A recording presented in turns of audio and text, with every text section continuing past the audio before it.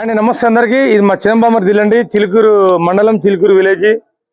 మరి ఈరోజు మా బామ్మర్ది గారి ఇంటికి రావడం జరిగింది.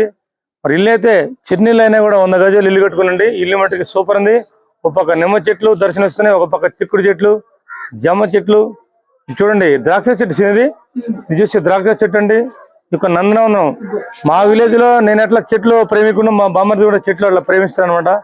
చూడండి ఒక పక్క కనకాంబరాలు, ఒక పక్క చిట్టి ఇవి మన చామంతులు, చిట్టి చామంతి పూలు, ఒక గులాబీ చెట్లు, ఇవన్నీ చూడండి ఎట్లేసిన సూపర్ ఉందండి. పల్లెటూరు అని కూడా ఎక్సలెంట్ ఉంది.